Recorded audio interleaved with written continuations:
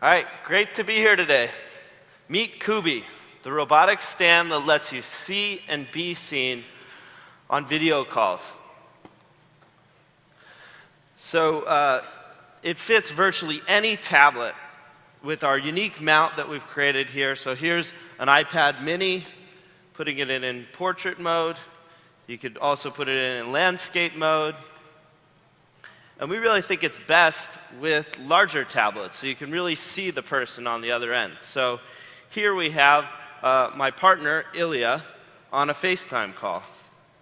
And so now he can remotely control over the web 300 degrees of pan and 90 degrees of tilt. And notice how smooth the motion is, and it's virtually silent.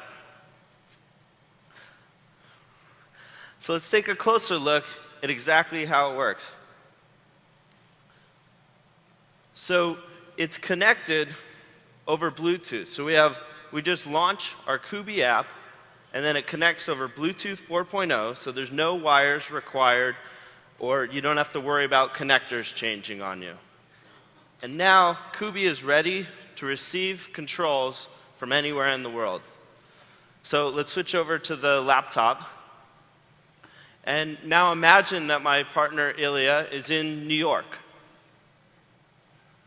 And he wants to call in here to the launch conference. So all he does is enter the unique ID of the Kubi, clicks connect, and then now the new feature that we're just announcing here today is the ability to call me. So he just clicks the call me button, and it requests a call on FaceTime. So neither side needs to go and open FaceTime. It just automatically initiates the connection. And so now, Ilya, look to the right. Ilya, look to the left. Ilya, look down at the audience in the front row. And so you see him, he sees you. You can tell where he's looking from anywhere. And now let's say he wants to connect to somewhere else in the world, like say over near the judges table. All he needs to do is click connect and request a FaceTime call there. And he will be instantly connected to another location and virtually teleported somewhere else in the world. So now he can look at, individually address each of the judges and interact. Do I get a hat too? And so you can imagine how this works just as well on the conference room table when you're telecommuting, and you can turn and individually address each of your colleagues. Or Ilya loves to use it with his young child. When he's traveling, he can just follow her as she runs around the nursery. And so we're proud to announce that we're able to retail this for only $249. And it starts shipping this summer. And we have an open API that enables developers to integrate these similar controls directly into their video calling and other applications. And we've already been shipping our development kit units for 2 months to developers who are creating awesome applications with this technology. And we've announced that we've just opened an angel round, so you can find out more details at our angel list profile. And come by, check us out in the demo pit, and meet Kubi. And remember, Kubi, it's the next best thing to being there. Questions from our panel?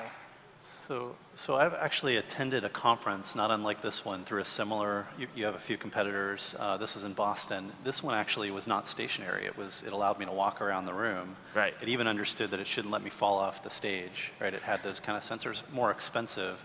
Are you planning to go towards the sort of moving robot or just a stationary view? So we actually initially looked at doing a roaming robot, and as we went out and showed it to customers, we realized that most of the value was the ability to look around a room.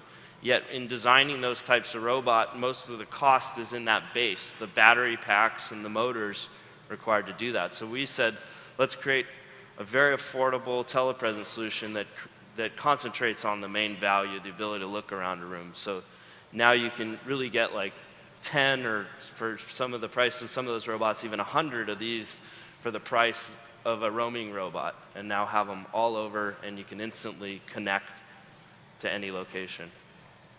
Do you have to tell it where to pan it? Or when you said look left, look right, was that voice commands or? It was that web interface that was up on the big screen. So it's actually a web page we're serving that you log into. And you have to, I use the mouse to pan, or does it figure out who's talking right now? So right now he was controlling it, like by tapping, saying I want to move to there, I want to move to that location. We're looking at different auto tracking features, like there's already facial recognition that's supported on most tablets, and so you could use facial recognition to follow that. And those are the types of applications that the developers that we're partnered with are looking at integrating.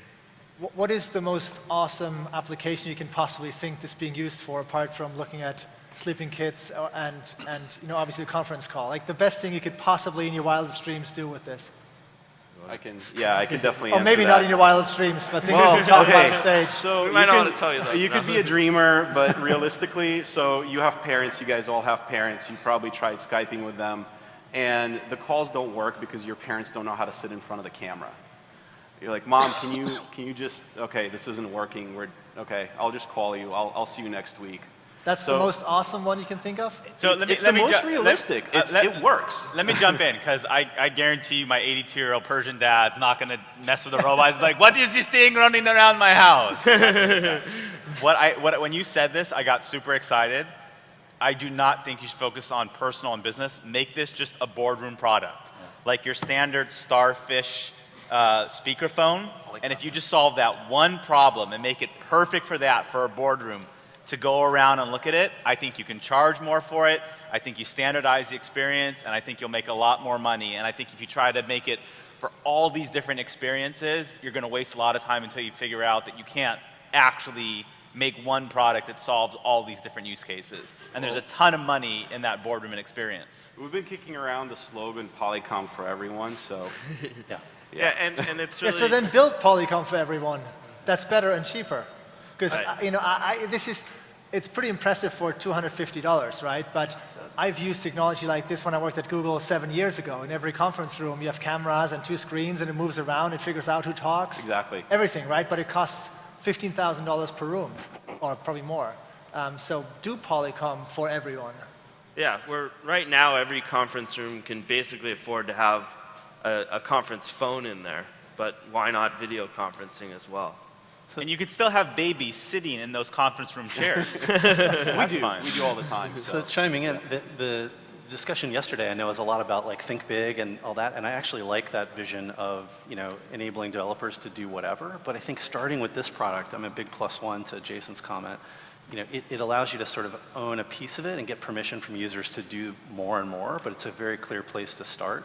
So I think it may sound like we're trying to constrict the idea, but really just trying to focus where you go early on, and then you go to the bigger vision. What do the judges think about the fact that it's independent of the computer and the software? Is that an asset that the street can do whatever it wants with it? You could put an Android or a Windows 8 in, you could use Skype or GoToMeeting or Google Hangouts, or do you think that is confusing because people want a full soup-to-nuts solution? Should they build a tablet or license a tablet and make the speaker system and everything built into the hardware? What do you guys think?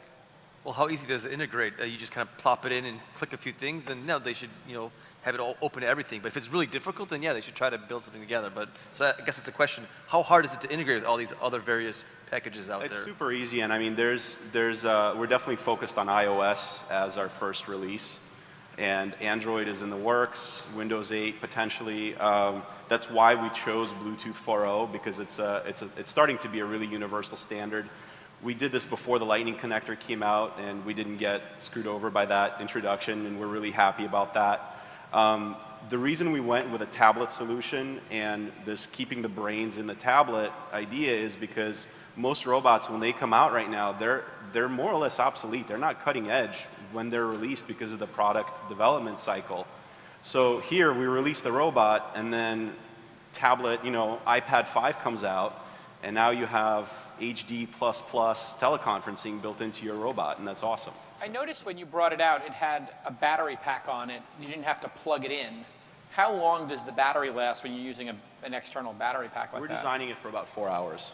So I could take this in the backyard if I was having somebody's birthday party, or I could take it to the beach or put it out on a deck and not have to plug it in and just have people watching what's going on in my backyard. It's not designed to live off the battery, but it's designed that, you're at home, it lives in your office, let's say, and then, I want to do something in the kitchen, pick it up and grab it and go. It's not going to live the whole day, but it'll last a couple of hours. And it's portable. You see, we've mounted there on a tripod, so you can virtually. If you bring it make anywhere. 10,000 of them, what would it cost? What would your cost be if you made 10,000 units? Next year, when you make 10,000 units, what will the cost be? We're aiming for $50. Right. So then you could sell it for 150 even next year, maybe. We'd like to make money, so probably 199. Yeah. Okay. What do you guys think That's about? the key, right? That's the price point is the key. I mean, and you've got a company in the demo pit called Ubli, right? They're taking old iPhones. Who has an extra iPad that they could use for this application? Lots of people. There's going to be tons of extra older devices. Yeah. So I think it's a no-brainer the way you're approaching it. Yeah. And is there a security feature for this? Do you think that this has security, like pop-up security? Like, can the screen go dim and when somebody walks into a location, could it know that they walked in and light up and be like, hey, welcome to the lobby? Like instead of having security guards in every lobby overnight, if somebody walked up to the lobby, it could be like, and go to a central security person in Bangalore or something. And that could certainly be integrated into the applications. I mean, today we're using all the existing video calling applications, so the same security infrastructure that they already have is what you're using here. Keep it for the boardroom. You're going to make so much money. All right, let's hear it for Revolve. And next up is Box.